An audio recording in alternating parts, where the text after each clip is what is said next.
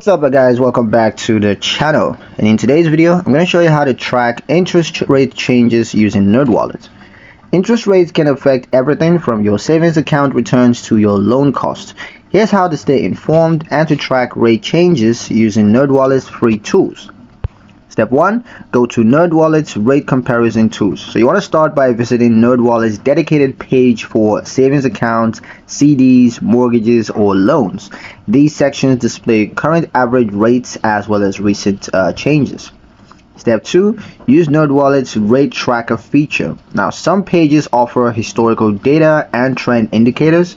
This lets you see whether rates are rising or falling depending on factors, and helping you to decide when to act, whether it's locking in a CD or refinancing a loan. With better information, you would be able to make better decisions. Step 3 is to sign up for Nerdwallet's alerts. You can always sign up to receive alerts on interest rate changes. This includes changes in federal funds rates, average savings rates, or mortgage trends right to your inbox. Step 4, you can monitor product page frequently. So interest rates can change weekly or even daily.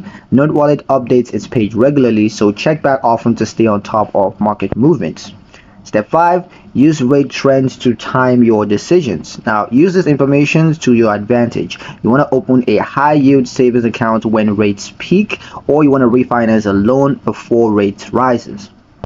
Knowing when interest rate changes can save or earn you hundreds of dollars. With Nerdwallet, you don't have to guess. Track with confidence and make smarter money moves.